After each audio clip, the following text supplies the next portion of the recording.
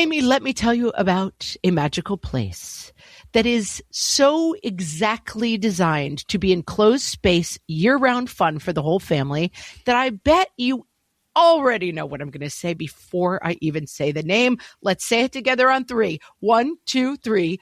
Great Wolf Lodge. You got it, Amy. My kids loved Great Wolf Lodge when we went. You probably already know that it has a huge indoor water park with a wave pool, lazy river, a bunch of massive water slides. But then your pack can hit the other attractions because, wait, there's more. Great Wolf Lodge has adventure-packed attractions like Magi Quest, a live-action game kids can play throughout the lodge, plus the Northern Lights Arcade. Spent some quality time there, so your kid who loves the lazy river and your kid who loves fantasy games will both have a great time. Great Wolf Lodge also offers great dining options and complimentary daily events like nightly dance parties, all under one roof. Unpack the car once and you're settled in to have fun. And with 22 lodges across the country, you're always a short drive away from adventure.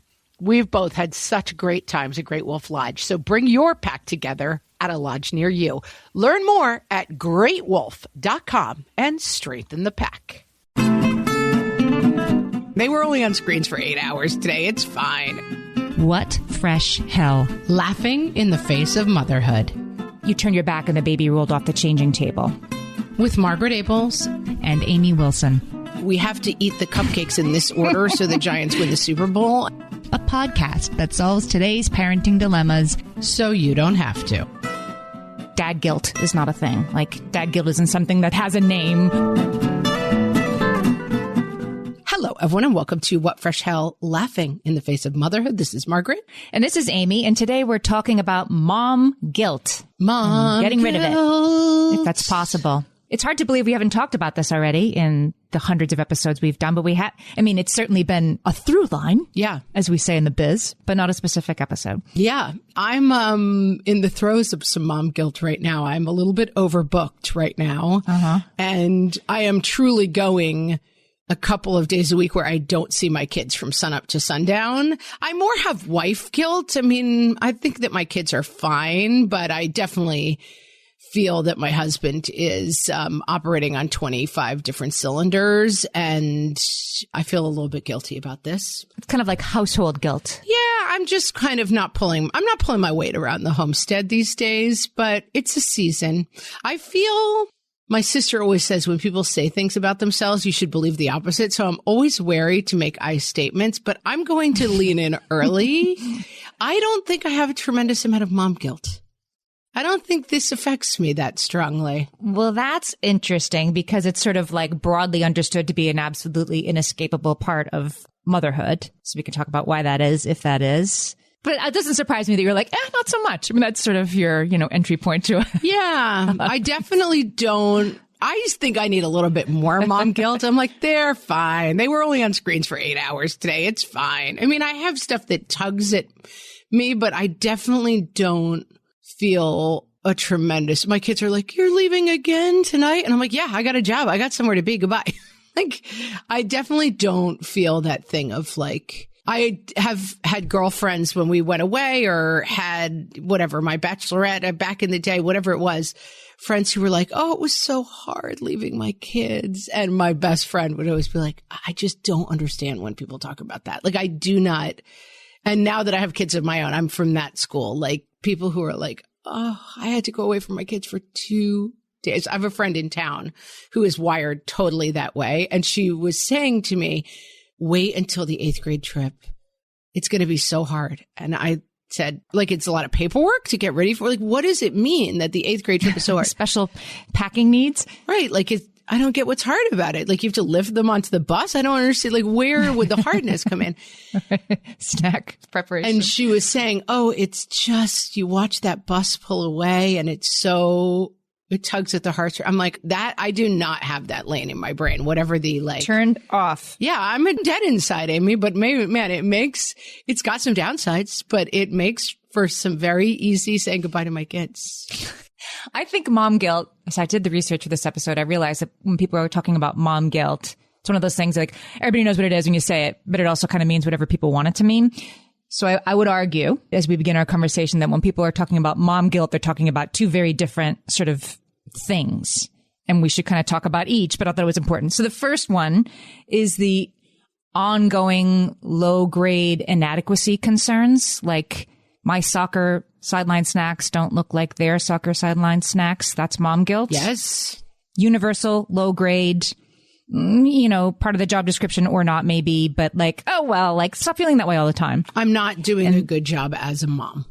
I'm not doing a good job as a mom. I should be doing more. I should be doing different. I should be doing it like her. I should be doing it like this momfluencer, whatever.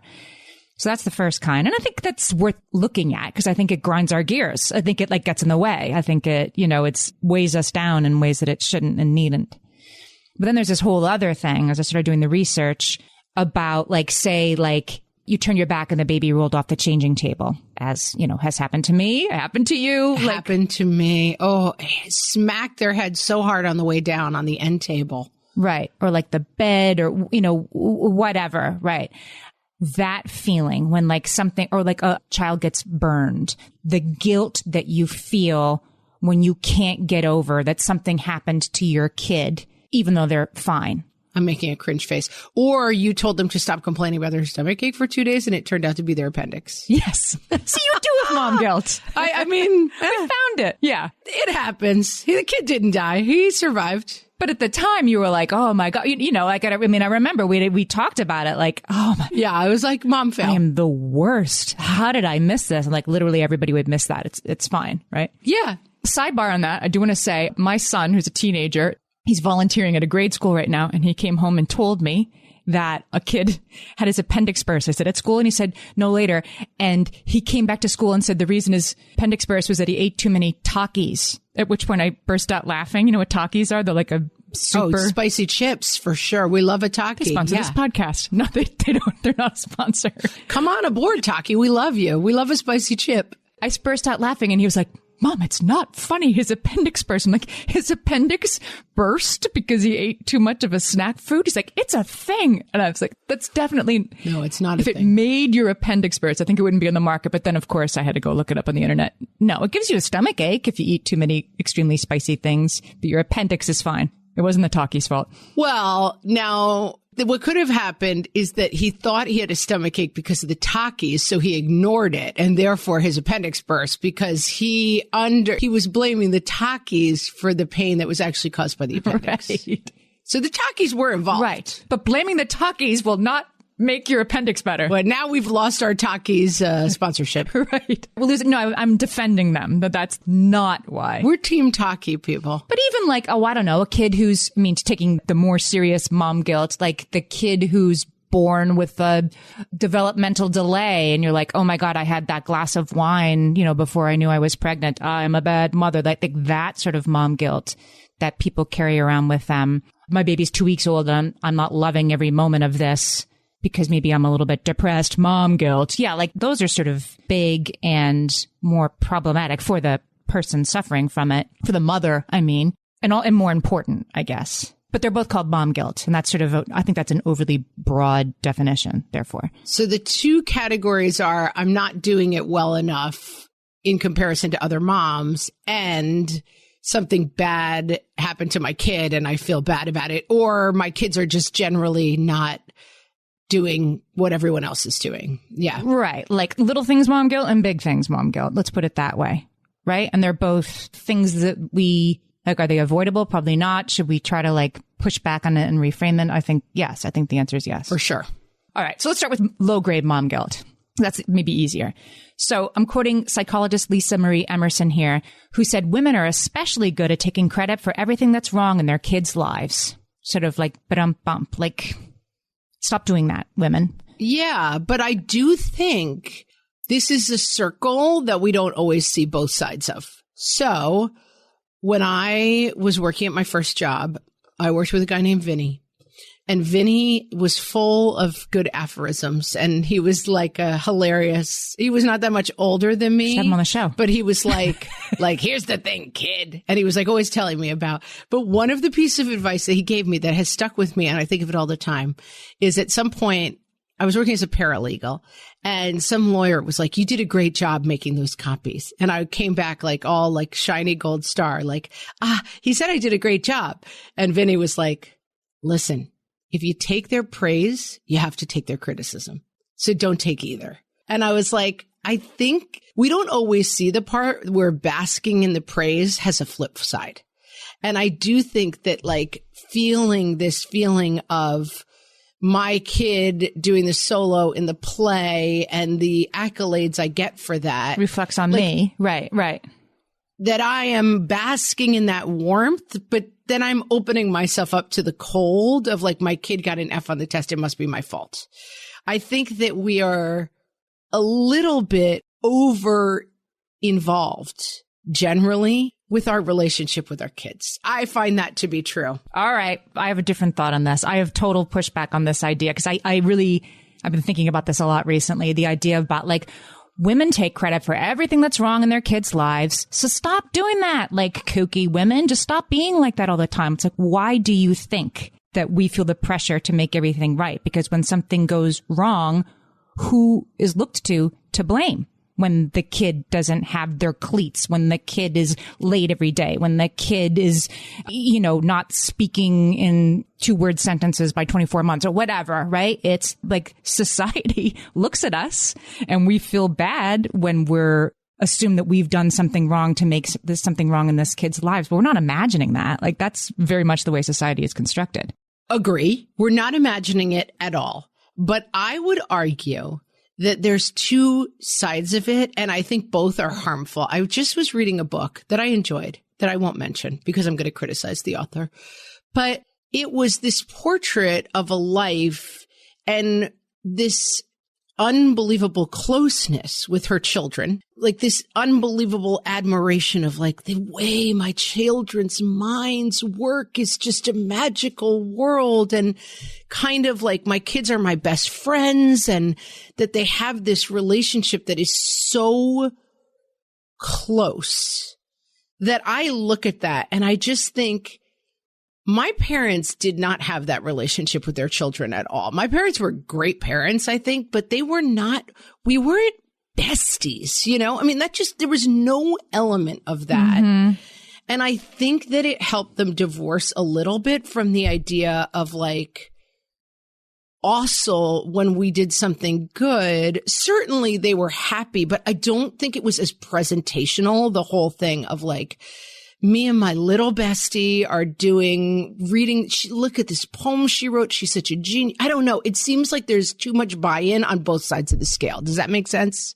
Yeah, I guess it does. Like I'm thinking on Dance Moms when like, I don't know, Savannah gets the solo, right? And Savannah's mom's on the bleachers, like flipping her hair because it's really her that got the solo. You're saying if you buy in too much to every little thing your kid does or says reflects on you positively, then that's true negatively. And I don't mean this, listen, this is also societal, but I do think there's a little, like, I feel like my mom dropped me at the front door of gymnastics and then picked me up later. And I'd be like, I landed on the beam. And it would be like, okay, great. Now we're having hot dogs for dinner after we pick up your brother. Like, I do think that we are in a parenting thing where like the expectations of how close we're going to be with our kids and how magical our relationship with our kids is going to be has a very dark flip side. And I think it comes, now I'm going to go rogue. I think it comes from like anti-feminism, like women going back to work and like this whole portrait of like moms are not just there to like feed the kids, get them out the door and then get on with their day. Moms are there to be like the sun and the moon. And like, we're supposed to be sitting around having long conversations. Like, I don't want that relationship with my children. And I think that some of the ways that I am a little bit freer than some people I know from some of the guilt is that I'm also not like, oh my God, my kid is my best friend. Let me read you their poem because their mind is such a beautiful space.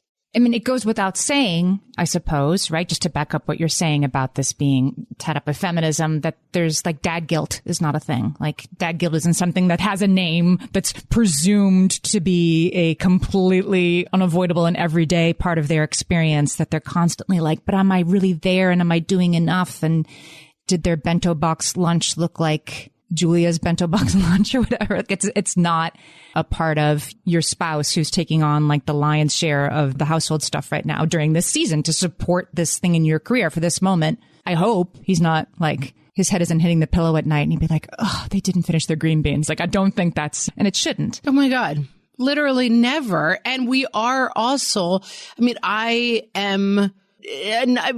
just had a thing where, it was the scout swim test and make sure they have their bathing suit and their goggles on Friday. No problem. I've got it. No problem. Of course, I'm the mom driving down the street. Like, I forgot the goggles, forgot the stuff. I'll run home. I'm late. I'm going to make everyone else late. Like, I'm kind of the nightmare mom right now, but I do feel very free from the I'm like, it's a season. I'm having a bad season. All right. Well, let's take a break. When we come back, I want to move on to the part that can get a little more serious, like the mom guilt when things get a little more difficult and why that is even more obstructive. We'll be right back. Hellions, it's time for some spring cleaning, and I don't just mean the coat closets. Doing your financial spring cleaning can actually be super easy when you let Monarch do your financial spring cleaning for you. One dashboard that gets your entire financial life organized. No more clutter, no more mess, no more logins scattered everywhere, just accounts, investments, property, and more, all in one place. Get your first year of Monarch for half off, just $50 with promo code FRESH. Monarch allows you to look not only at what you've already spent, but also to plan for the future. With Monarch, you can set savings goals, plan for big purchases, and notice spending trends before they become a problem. I can generate cash flow reports that show me what we spent this quarter, this month, what we're probably going to spend next month, and feel prepared, organized, and knowing how to plan for the future. No more surprises and a lot more clarity. Try Monarch. Use code FRESH at monarch.com to get your first year half off at just $50. That's 50% off your first year at monarch.com with code FRESH. All my kids learned to swim when they were little. It was super important to me that they be confident and safe in the water. There was only one problem with that, taking them to swim lessons. I mean, the pools were freezing. There were always cranky adults doing laps right there. And it was definitely not, for any of us, what you would call fun. Amy, heard. But now there's Goldfish Swim School. Goldfish takes a really thoughtful approach to swim lessons, combining research-based teaching with a warm, kid-friendly environment that actually helps kids thrive in the water. Every detail at Goldfish is thoughtfully designed to create a golden experience, from shiver-free, warm indoor pools to comfy waiting areas for parents to professionally trained lifeguards on deck. Goldfish uses an approach called the science of swim play, which combines guided play with proven teaching techniques to help kids learn to swim, build water safety skills, and gain confidence, all at their own pace. Lessons are designed to meet kids exactly where they're at. If you've been thinking about swim lessons or just wondering where to start, this is a great opportunity. Right now, Goldfish Swim School is offering a waived membership plus your child's first lesson free at participating locations. Just visit goldfishswimschool.com/free to find a location near you and enroll using promo code FREE. That's goldfishswimschool.com/free, promo code FREE. Okay, so there was a study of parents of adolescents who were going through mental health struggles, which, welcome to the club. There's a lot of those people in today's society, and the reasons that they felt blame, the parents. And the reasons were that they were bad parents, that they hadn't seen it or caught it sooner or done more, that they had somehow passed on bad genes and made this happen, or that they had created this family environment from the beginning that had made these things happen. And not for nothing, this is not coming from, again, this is not just oh, if only you could be relaxed and be cool. This is coming from autism was considered the result of refrigerator moms, which was cold and unloving moms cause children with autism, right? Neglectful moms cause kids to be drug addicts. This is not just something. Permissive moms cause kids to be impulsive, right? And yeah. And this is definitely something that, you hear and see all the time when something happens. I live in a kind of a small town. Something happens in town. Oh, well, they must not be getting something at home because they did this thing. It's kids also do stupid things. All kids do stupid things. Right. Right. And the idea that, particularly in the case of a kid who's struggling with mental illness, that it's because you're a bad parent or you didn't have family dinner enough times And we can stand outside that and be like, that's not why. That's not why, right? Like depression is chemical. But when you're the one whose kid's going through it, most parents report feeling self-blame on one or all of those categories. Like it must have been something I did or didn't do that's making my kids struggle. For sure. Yeah, I think that makes sense. Even kids who are, I mean, there's a lot of magical thinking that goes on around kids. And I was just looking at something that was a book that gets sent home from kids with a hospital. And we talked to somebody about this, that like part of like having a sibling in the hospital is they send home like literature and books that are tell the other kids in the family, like, you didn't do anything to cause this, even like a brain tumor or something, you know? It was our guest who was on Mr. Rogers' Neighborhood, who was a Fresh Take guest of ours. I'll put the link in the show notes. But talking about this idea that like she would work with puppets, she would bring puppets into children's hospitals. And I just saw it referenced somewhere else that like a sibling would think, well, my sibling has a brain tumor because I yelled at her last week. And I think that kind of thinking seems kind of comical, but we just have such a tendency to see the world as a place that we create and that we have a role in everything that happens. And that's just fundamentally pretty misguided. It's actually not the way the world works. I think you were so dead on saying this. So Dana Dorfman, who's another guest we've had on this show, she wrote about mom guilt. I'll put the link in the show notes for the article, but she said that mom guilt is magical thinking. And similarly, she says mom guilt is a result of magical thinking in your primitive brain. And she said we become like a child who feels responsible for his parents' divorce. So same kind of thing. And the reason why, she says, is because your brain thinks that if you can be at fault, i.e. in charge of what's going wrong for your kids, then you're in control. Then you can also be in control of making it right. You can fix it. You know, the migraine headaches, the, seizures, things that are not in your control. Well, if I can just figure out what I did wrong, then I'll be able to fix that and then it'll go away. It totally makes sense. Yeah. No, I mean, and it's funny because while I talk about not having a ton of mom guilt, I do have a ton of OCD behaviors. And I mean, I laugh at like, mom guilt, let it go. But I am a person who is like, we have to eat the cupcakes in this order so the Giants win the Super Bowl. And I'm convinced that I won the Super Bowl. Like, why didn't they send me a trophy to my house when I only ate the cupcakes with the opposing team's logos on them while we were like, there's a way to do it. And I think that's right. This illusion of control that in fact, what's difficult. And I think that's also a reason why when we see other people's kids, I saw those kids drinking in the park. Well, the mom isn't doing it. It's illusion of control, right? That like I have good kids because I control my kids. They have bad kids because they don't control their kids.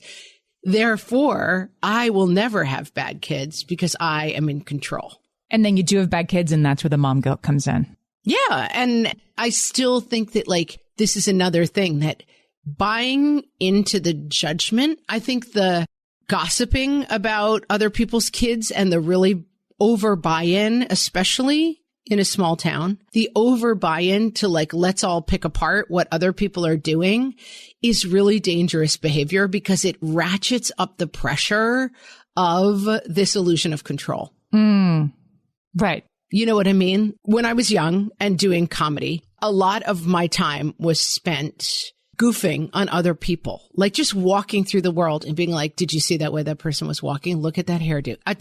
Like that, just in a group of funny people that I was in, what we would call dining out on other people was my major pastime. Just basically being like, oh my God, Amy, did you hear her? It's like I spent so much of my time just feasting on the bones of others. And I found that my self-esteem and my self-confidence was very, very low. And I made the connection that because I spend all my time thinking about other people and picking them apart, I see a world in which that's how people behave. And I always assume that wherever I go, people are doing that to me. Spoiler alert. They're not. This comes to the greatest advice I've ever gotten, which I've said many times.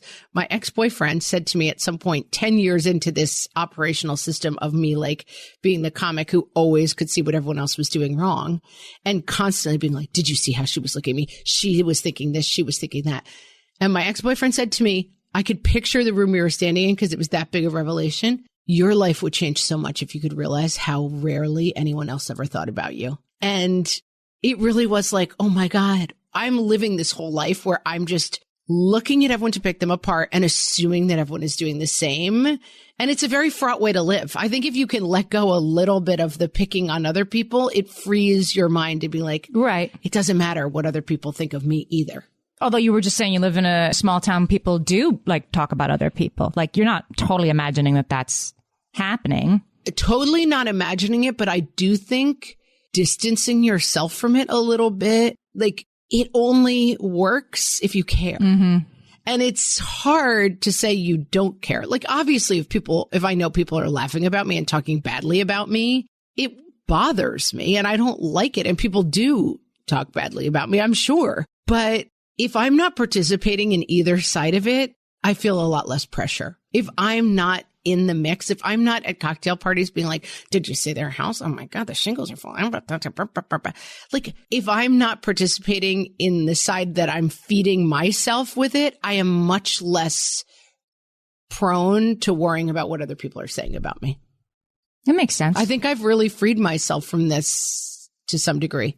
Well, let's talk about some of the other problems that can result from mom guilt, because there are some. I mean, besides like who wants to live this way, right? Like that's enough reason to change it. But there are other ones too, right? So there was a study that looked at moms who were dealing with a couple of different things that they were feeling guilty about. A kid's brain injury, like, okay, that may or may not, maybe the kid fell off a trampoline and maybe they had a brain tumor. Like it has nothing to do with the parent directly. Or maybe you dropped them. Like that's the thing. Right.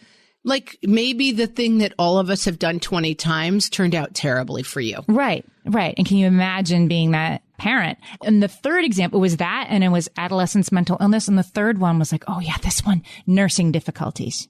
The guilt that mothers feel, and I would argue are made to feel, for not being able to breastfeed effectively or enough, or the kid isn't thriving, or the kid's refusing, or, you know, all that stuff, and how overwhelming it is for a new mother. There's so much guilt around that mothers in each of those situations who were feeling extreme guilt around those situations it was hampering their ability to parent effectively. Because of course it was. Gosh, it reminds me of the serenity prayer, like, grant me the wisdom to like change the things I can. It's Lord, grant me the serenity to accept the things I cannot change, the courage to change the things I can, and the wisdom to know the difference. It's so much of what we're talking about is foundationally that. It's the misperception of what you can and can't control. And I think that this is something that I had terrible OCD and anxiety as a person in my 20s and thought a lot about control and not control. And then I didn't have kids until I was 37. And I definitely remember talking to moms in my birthing class about their birth plan and like, oh, but my birth plan is this and I'm going to do that. And I'm like, why are you making a birth plan? Like, isn't a birth like 90% things you have no control over, you know?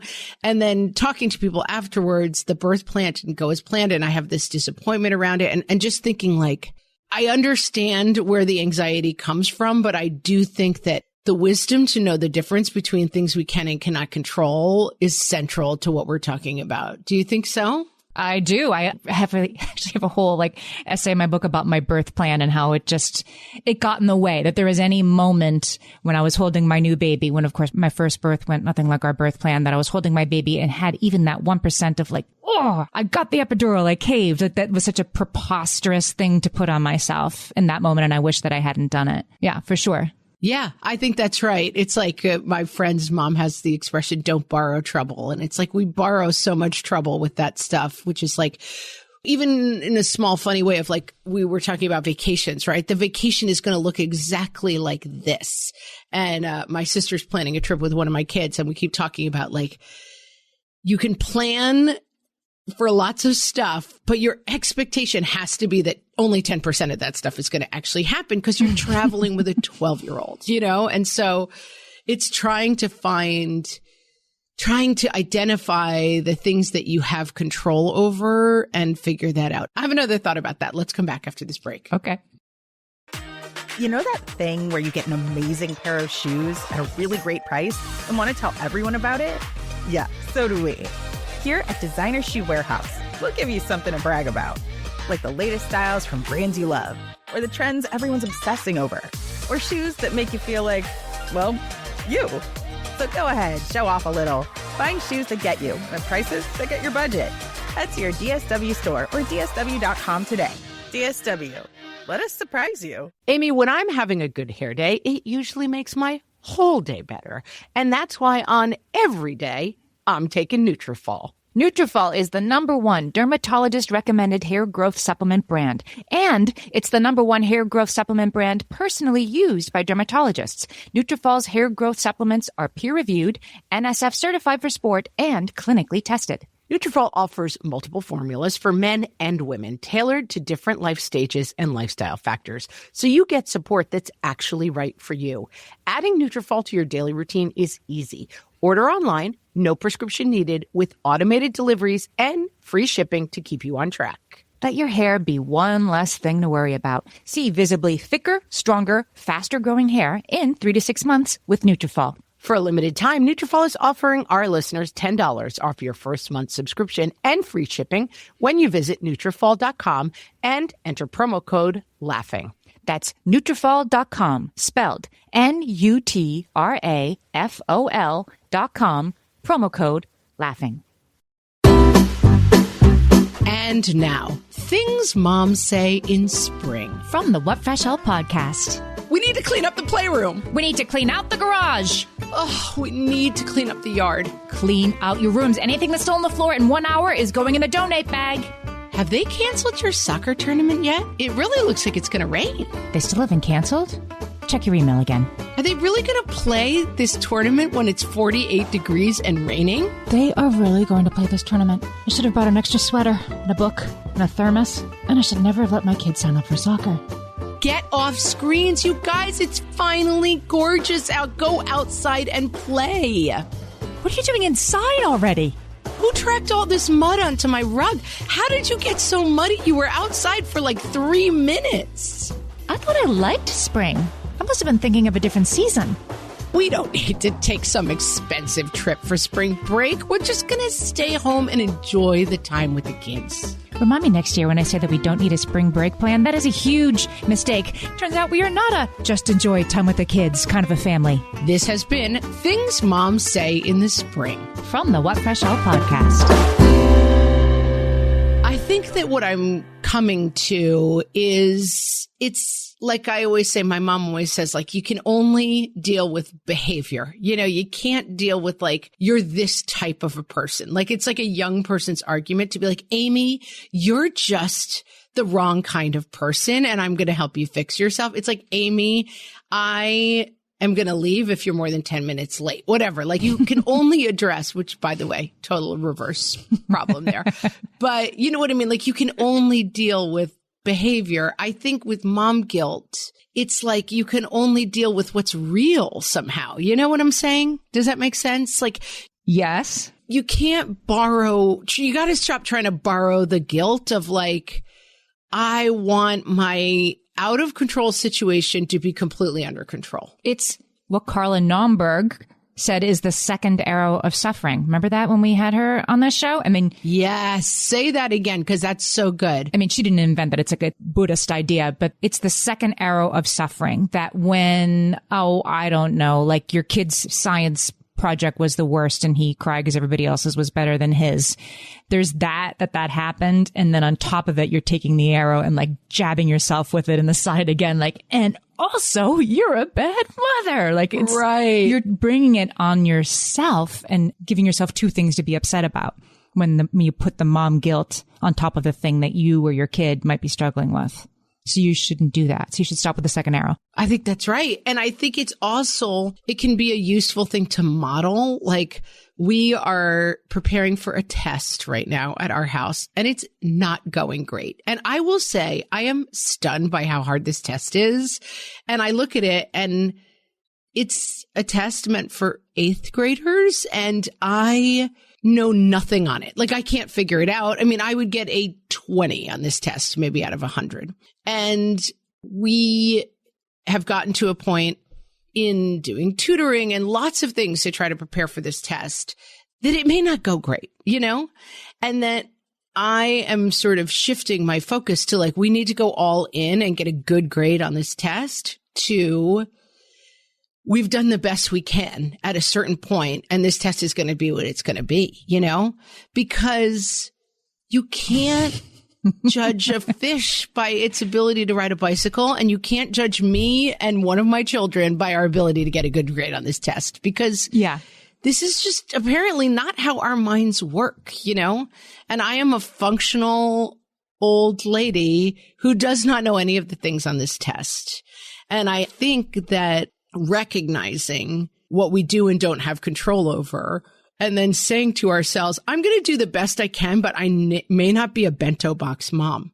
I'm going to do the best I can. It's separating out on the way in, right? Like this is, okay, like if my kid fails this math test, I'm making this up, and they have to do some extra math stuff this summer, that might be like a logistical hassle and something I'll need to give some additional support around, but that will happen or it won't happen. But the like, oh, idiot, why are you such a bad mother? Why did you not study math more when you were a kid? Whatever you're going to beat yourself up about. Like that's the optional part, right? And I understand why you're feeling that way, but you need to kind of notice it on the way in. Be more mindful about like, here's what's happening and here's the thing I'm laying on top of what's happening.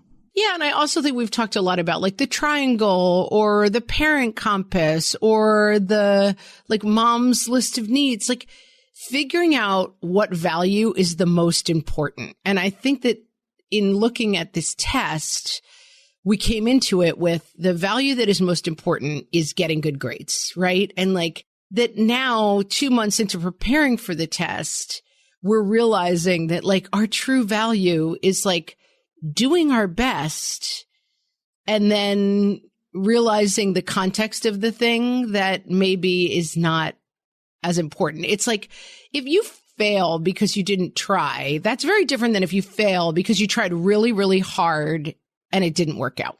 And I think giving voice to those kind of things for your kids and for yourself is, okay, so we are now in a 3-week period where I am so busy at work that like, I'm not making a single meal. Dad doesn't love to cook. You're going to have pizza maybe 3 nights a week. One of my kids just said like, we're having pizza again?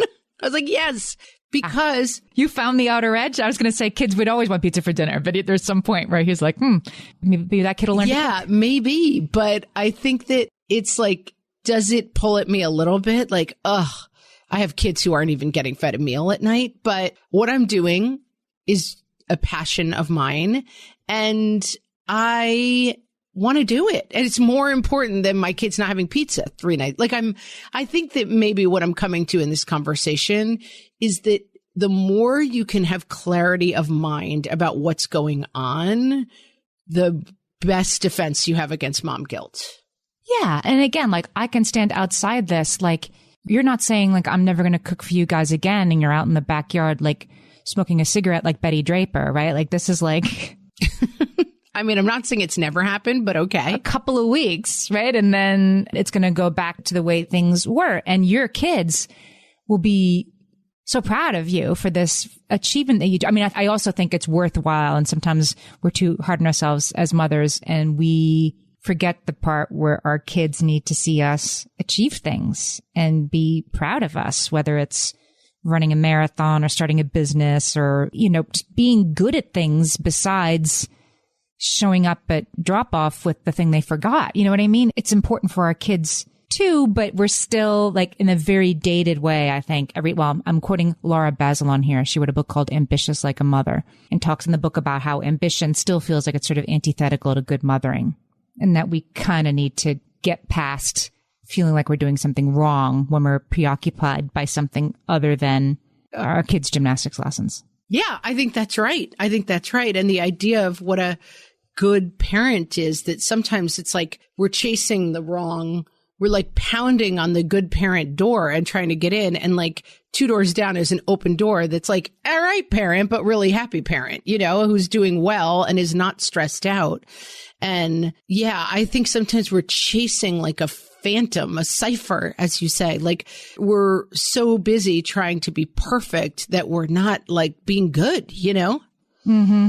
And a lot of that stuff is completely phony. I mean, most of the like oh my God, are you the most self-actualized mom in the world who has the happiest kids who do all the activities and have all the great Pinterest lunches and handmade cakes? And I don't know. I don't think that's interesting. Well, if you haven't listened to our Sarah Peterson interview, she wrote Momfluencers. I just interviewed her a week or two ago, and it was like a thunderbolt to me during the show, like, oh, their lives aren't like that either. This is a job for which they work very hard to get that pie crust sitting on the windowsill in the exact dappled sunlight, like that woman, and good for her. She's a content creator who's getting paid, but she spent like 6 hours making that pie crust look like that. Like the rest, her kids don't eat that every night. Like nobody's like that, not even those people. And I hadn't really thought about that before, that they're working really hard. Yeah, for sure. And I think that it really is that thing of like, is my value being perceived as perfect, or is my value having like a calm and happy home somehow? That there's a disconnect between those two things. And I think that and I'm not somebody, I definitely right now have a home of total chaos that is driving me crazy because I have not been keeping up with stuff because I've been so busy. And I cannot live in mess. Like when I walk into the kitchen and the sink is full of dishes, it grosses me out on a fundamental level. And so it's not just like, let it go. Don't be so uptight, because we all have lines, and I have my own lines where I'm like, okay, I don't actually want to live like this. It's too gross for me. I don't like the feeling of a messy house, but it's not presentational, I guess. It's got to be kind of like what you want your life to look like. And maybe this is hokey, but I think it's true. When you feel the mom guilt, it's because it renders you feeling really isolated, because like, I can't say this out loud because nobody else has ever done this thing, ever felt this way, ever been such a horrible person that let their baby fall off the changing table and the pediatrician says they're fine, but you're still thinking about it 6 weeks later. And nobody's ever done that before, right? Literally both of us and, 10,000 people listening to this episode, right? It's being that part of the mom guilt is we keep it to ourselves, when if we had just sort of said it out loud, this misgiving that we had, any of our friends, our spouses, our parents, whatever, could probably help us dispel those. Like, you realize that's not anything you did. But when we kind of keep it for ourselves, we can lose perspective. I always remember this mom from my preschool. She's a friend of mine now, but I didn't know her at the time. And her little 3-year-old was like, Mom, we're late. I was, of course, late, and she was late. And I was like, okay, this is a mom I need to befriend. But my kids, going to class, and her son said, well, Mom, they started, whatever, flag saluting or whatever the heck they do first thing in preschool. And I can't believe I missed it because we're late again. And she just turned to her son. She's from Alabama. And she's like, well, honey, you were born into the wrong family if you wanted to be one of those on-time kids. And I just thought, like, what a good perspective. Like, this can't be fixed. And not like, oh, I'm so sorry, this is terrible. I was like, well, listen, this is the way it is. We're a late family. Sorry. You should have been born into one of the on-time families if you wanted to be here for Flag Day. I would argue that she can't live in that, like, complete, like, oh, well, I let it roll off my back 100% of the time. But she did for that moment. No, I'm sure she doesn't. But I think she does for a lot. She has a self-acceptance around, like, we're not now, also, I've been to her house. She has beautiful parties with Canada. I mean, she's got a beautiful hostess stuff. She's not just totally laid back, but I think the more we can say, like, well, we're not the best. We're not the worst. We're somewhere in the middle, and this is how we roll. It's just, it makes it easier for all of us. You solved it. Solved it.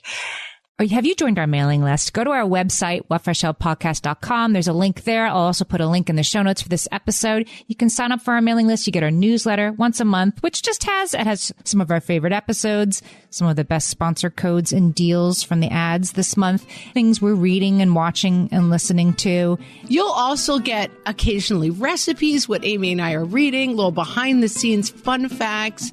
There's a lot in the newsletter. And listen, it only comes once a month, so it's not there to bother you. So sign up. Sign up. And with that, we'll talk to you next week. Talk to you next time. Bye.